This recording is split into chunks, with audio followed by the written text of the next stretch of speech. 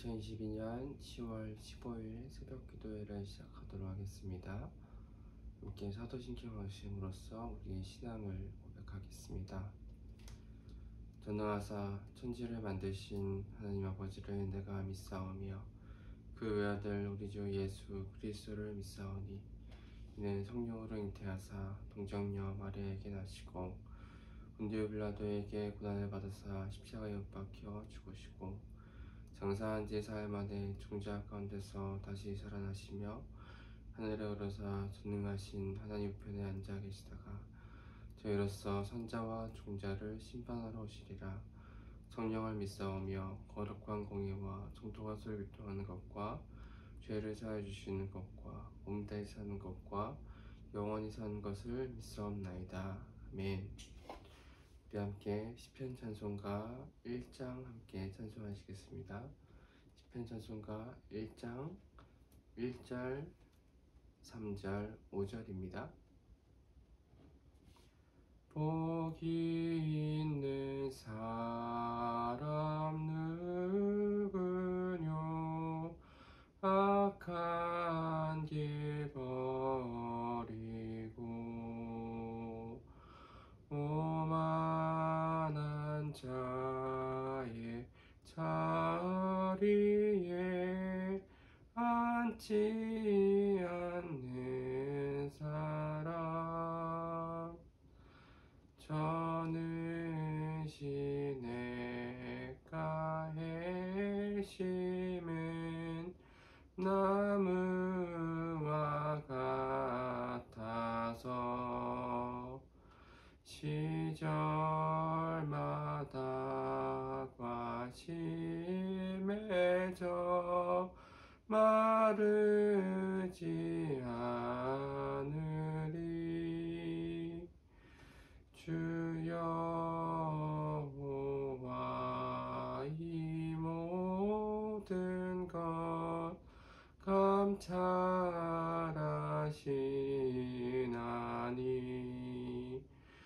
의인의 길 형통하나 악한 자 망하리. 아멘. 우리 오늘 살펴보실 말씀은 야고보서 2장입니다. 야고보서 2장 14절부터 17절 말씀입니다. 야고보서 2장 14절에서 17절 말씀 제가 봉독하겠습니다. 하나님의 말씀입니다. 내 형제들아, 만일 사람이 믿음이 있노라 하고 행함이 없으면 무슨 유익이 있으리요? 그 믿음이 능히 자기를 구원하겠느냐? 만일 형제나 자매가 헐벗고 일용할 양식이 없는데 너희 중에 누구든지 그에게 이르되 평안히 가라, 덥게 하라, 배부르게 하라 하며 그 몸에 쓸 것이 주지 아니하면 무슨 유익이 있으리요? 이와 같이 행함이 없는 믿음은 그 자체가 죽은 것이라. 아멘.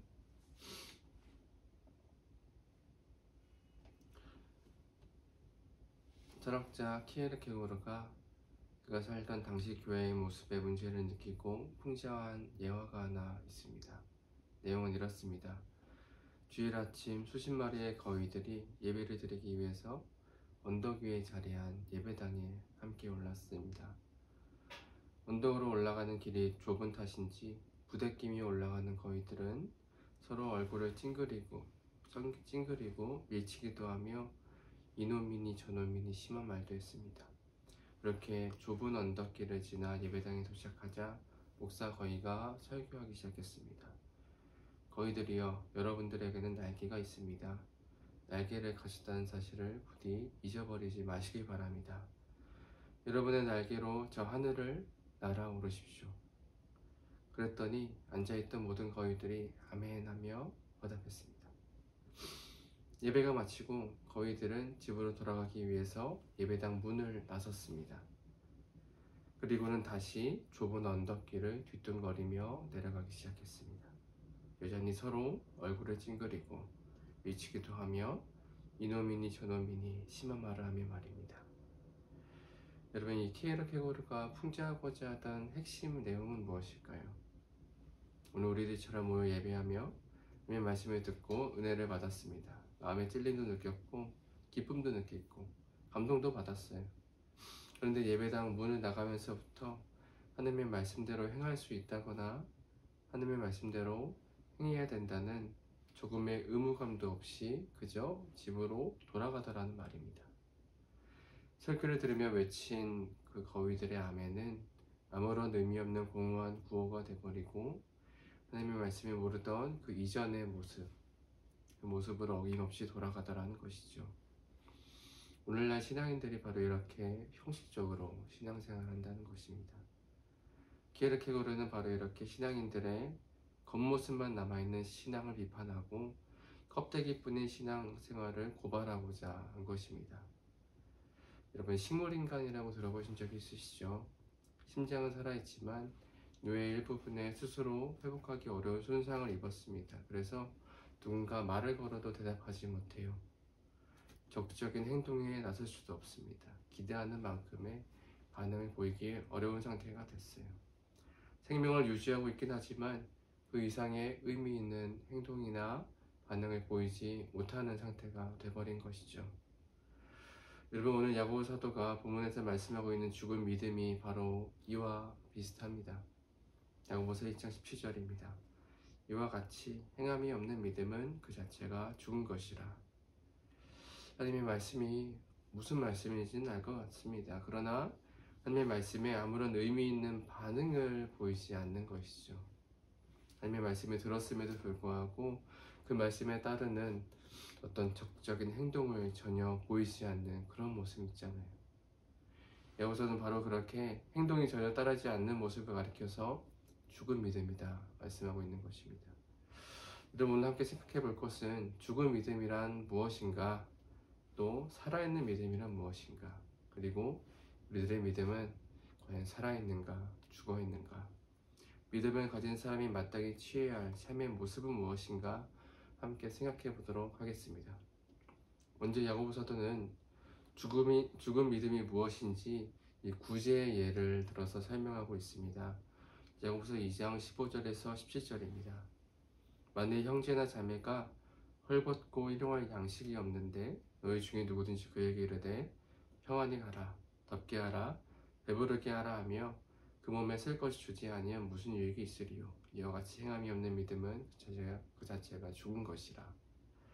본문의 상황을 간단히 말씀드리자면 이런 것이죠. 내 옆에 굶고 있는 형제가 있습니다. 보아하니 며칠은 식사를 하지 못하고 굶은 것 같아요. 그런데 그 굶고 있는 형제에게 배부르게 하라, 그저 말로만 그를 위로하는 것이죠. 여러분, 정작 그 배고픈 형제에게 필요한 것은 무엇일까요? 한마디 말이 아니라 당장 먹을 수 있는 일용할 양식이잖아요. 여러분, 그렇게 그에게 정말로 필요한 도움을 주기보다 배고픈 자에게 배부르게 하라, 추위에 떨고 있는 자에게 덥게 하라 한마디 말뿐인 그 모습, 야고보서는 바로 그런 모습을 가리켜서 죽은 믿음이다 말씀하고 있는 것입니다. 그는 구제의 예를 들어서 말뿐인 친절의 공허함과 행함으로 이어지지 않는 믿음의 무의미함을 지적하고 있는 것입니다. 여러분, 이처럼 죽은 믿음이란 주어진 믿음에 마땅히 따라와야 할 행동이 따르지 않는 모습, 그 모습을 말합니다. 우리에게 믿음을 하나님께 주셨는데 그 믿음에 마땅히 보여야 될 어떤 그 행동이 보이지 않는 것이죠. 하나님의 말씀을 듣긴 들었습니다. 믿음도 가지고 있어요. 하나님의 나라의 백성임을 자각하고 있기도 합니다. 자신의 신앙을 고백할 줄도 알아요. 그런데도 정작 그 삶을 들여다보면은 그 믿음에 어울리는 아무런 행동이 따르지 않는 것입니다. 믿는 사람이라 자처하지만 정작 그의 행동에서는 믿는다는 어떤 증거도 찾아볼 수가 없는 것이죠. 교회에 출석합니다. 신자가 교회에서 보일 수 있는 모습을 다 보여줍니다. 신앙 고백도 하고 기도도 하고 찬양도 하고 말씀도 듣습니다. 교회 안에서 봤을 땐 그가 참으로 정상적인 신자입니다. 교회 안에서는 아무런 문제도 발견되지 않아요. 그러나 교회 바깥으로 나섰을 때 그들의 삶의 현장에서, 가정에서, 학교에서, 직장에서 믿는 사람이라는 어떤 증거도 찾아볼 수가 없는 것이죠. 이웃 중 누군가가 어려움에 처했습니다. 도움을 필요로 하는 분명한 상황이 눈앞에 주어졌어요. 하나님이 생각하셨을 때는 분명히 이때 그 믿음, 그 사람에게 넣어주었던 그 믿음이 작동해야 되는데 결정적인 때가 됐는데도 그 믿음이 작동하지 않는 거예요. 아무런 움직임이 없는 것입니다. 깊은 잠에 빠져들었는지 모르는 체 하는 건지는 잘 모르겠지만 이동도 없는 그런 모습입니다. 이처럼 믿음을 가졌다 하지만 본인의 삶에도 또 이웃의 삶에도 또 하나님께도 어느 누구에게도 도움이 안 되는 믿음, 아무런 유익을 가져오지 못하는 그런 믿음은 죽은 것과 다름없다 말씀하고 있는 것입니다. 여러분, 오늘 야고보 사도가 우리에게 묻습니다. 이처럼 아무에게도 유익을 끼치지 못하는 믿음을 가지고 있어봤자 도대체 무슨 소용이 있는가? 여러분, 하나님께서 오늘 우리들을 아무 의미 없이 하나님 말씀을 듣는 자리로 부르시지는 않으셨을 것입니다. 하나님 나름대로 어떤 분명한 의도를 가지시고 오늘 말씀을 듣도록 하신 것이겠죠. 여러분, 농부가 어떤 마음으로 밭에 씨를 뿌리겠습니까? 언젠가 거두게 될 그것들을 기대하는 마음을 한가득 가지고 씨를 뿌리는 거잖아요. 이제 하나님께서는 이 시간 자신의 말씀을 우리들의 마음에 심기우실 때에는 오늘 우리들의 인생에 거두고자 하시는 그 열매들이 있는 것이죠. 서두에서 말씀드린 거위들처럼 아무 의미 없이 돌아가는 것이 아니라 오늘 우리들의 하나님의 말씀에 의미 있는 반응을 보이기를 기대하고 계신다. 바로 그 말씀인 것이죠. 여러분, 살아있는 믿음이란 간단합니다. 하나님께서 기대하셨던 바로 그 행동을 온몸으로 실행해 보이는 그 믿음을 말합니다. 그 믿음이 우리 마음 안에 그저 머물러 있는 것이 아니라 내 삶의 현장의 그 모습을 드러내놓고 적극적인 행동에 나서기 시작하는 것이죠. 그 믿음이 오랜 잠에 빠져들어 있는 것이 아니라 이제는 깨어서 자신이 맡은 바 그 역할을 충실히 수행해내는 겁니다. 내 삶에 의미 있는 결과를 가져오고 내 이웃에게 필요한 유익을 끼치며 하나님께서 영광이 되는 그런 어떤 눈에 보이는 결과를 가져오는 그런 믿음이 있잖아요. 그렇게 이제는 일할 때인 줄 알고 자신의 일을 성실히 해내는 믿음, 그게 바로 살아있는 믿음인 것입니다. 여러분, 이래서 야고보 사도는 그 믿음이 살아있다면 반드시 가시적이고 현상학적인 어떤 결과를 수반해야 된다 말씀하고 있는 것이죠. 여러분, 이 시간 우리 자신을 한번 돌아봤으면 좋겠습니다. 오늘 나는 과연 어떤 믿음의 소유자입니까? 내 믿음이 살아서 일하고 있는지요? 아니면 죽은 듯이 잠들어 있는지요? 오늘 우리가 야고보서 본문을 읽어 내려가면서 한 가지 주목해야 될 사실이 하나 있습니다. 야고보 사도가 이처럼 무엇이 죽은 믿음이고 무엇이 살아있는 믿음인지 논할 때는 언제나 이웃을 사랑하는 행동, 이 이웃을 사랑하는 행동이 있는지 없는지를 기준으로 논하고 있다는 사실입니다. 야고보서 2장 15절에서 17절 다시 한번 제가 읽어보겠습니다. 만일 형제나 자매가 헐벗고 일용할 양식이 없는데 너희 중에 누구든지 그에게 이르되 평안히 가라, 덥게 하라, 배부르게 하라 하며 그 몸에 쓸 것을 주지 아니하면 무슨 유익이 있으리요? 이와 같이 행함이 없는 믿음은 그 자체가 죽은 것이라. 여러분, 우리 보통 누군가에 대해서 믿음이 좋다 이야기할 때 무엇을 기준으로 이야기하고 나나요? 방언 한번 해주고 음식기도 두세 번 해주고 특별 새벽기도 3번, 4번 정도 나와주면 보통 이 사람 믿음이 참 좋구나 이야기하곤 하잖아요. 물론 방언과 금식과 기도가 우리들의 신앙생활에 좋은 유익을 가지고 올 수 있는 건 틀림없습니다. 여러분, 그러나 오늘 야고보 사도가 밝히고 있듯이 살아있는 믿음이란 언제나 오늘 나와 함께 생활하는 이웃과의 그 관계, 내 주변의 그 이웃과의 관계 안에서 마침내 증명될 수 있는 것이다 말씀하고 있는 것입니다. 야고보 사도는 만일 우리들의 그 믿음이 살아있다면 자신을 사랑하는 일에서부터 한 단계 더 나아가서 타인을 사랑하는 행동에 나타나야 된다 말씀하고 있는 것이죠. 이처럼 살아있는 믿음을 가지고 있다는 분명한 표지는 내가 얼마나 이웃에게 의미 있는 유익을 끼치고 있는가 하는 것입니다. 오늘 내 신앙생활의 관심사가 나 자신에게만 고정되어 있지 아니하고 마침내 타인을 의식하고 그의 필요를 헤아리고 그들을 위한 적극적인 행동에 나서기 시작할 때 우리는 그 믿음이 살아있는 믿음이다 말씀할 수 있다는 것이죠. 여러분, 그러나 우리가 이러한 사실을 사실은 모르는 게 아닙니다. 우리의 믿음에 행함이 있어야 하는 것도 알고 서로 사랑해야 하는 것도 너무나도 잘 알고 있습니다. 거짓을 말하지 않고 정직해야 하죠. 다툼 중에 화해를 말해야 되고 악을 계획하지 말고 선을 도모해야 되면서 이음을 사랑으로 갚아야 하지 않나요? 여러분, 우리들이 이런 것들 모르는 게 아니죠. 우리는 이미 어떻게 말하고 어떻게 행동해야 되는지 교회에서 또 설교에서 너무나 많이 들어서 잘 알고 있습니다. 그런데 문제는 무엇이죠? 우리들이 아는 것을 행동하기 힘들다는 것이죠. 여러분, 우리는 이 대목에서 한 가지 중요한 사실을 기억했으면 합니다. 하나님께서 일하시는 원리는 언제나 이렇다는 사실입니다. 바로 하나님께서 우리에게 무언가 요구하실 때 그 요구를 충분히 수행할 만한 능력을 먼저 주신다는 사실이죠. 말하자면 용서하라 말씀하시기 이전에는 먼저 용서를 우리들에게 경험하게 하심으로써 남들을 용서할 수 있는 영원한 근거를 우리에게 먼저 마련해 주시는 것이고, 사랑하라 말씀하시기 이전에는 먼저 우리들에게 사랑을 경험하게 하심으로써 우리 안에 이웃들을 또 하나님을 사랑할 수 있는 마음을 창조하시는 것이죠. 이와 같은 원리는 성경 전체에서 일관되게 발견됩니다. 여러분, 하나님께서 이스라엘 백성들에게 십계명에 순종할 것을 언제 요구하셨을까요? 이스라엘 백성들로 하여금 애굽으로부터의 그 기적적인 구원을 경험하게 하신 이후 십계명에 순종할 것을 요구하셨습니다. 부활하신 예수님께서 베드로에게 나타나셔서 내 양을 먹이라 말씀하시면서 다시금 이 사도적 사명을 다하라 말씀하실 때 예수님께서 먼저 어떻게 하셨나요? 예수님이 모른다 부인하던 그 베드로에게 용서를 경험하게 하시면서 다시금 주어진 그 사명에 순종하도록 그 마음에 힘을 주셨던 것이죠. 그렇게 하나님께서는 순종하라 말씀하시기 이전에 오늘 우리들 하여금 먼저 은혜를 절감하게 하시고 우리 안에 순종할 수 있는 영원한 이유를 먼저 만드시는 것입니다. 하나님께서 요구하시기 전에 먼저 이토록 은혜를 경험하게 하시는 그 이유가 과연 무엇일까요? 생각해 봅시다. 만물의 주인이신 하나님께서 굳이 먼저 은혜를 주시지 않아도 오늘 우리에게 그러한 요구를 하실 수 있는 충분한 권한이 있으시잖아요. 근데 그렇게 하지 않으시죠.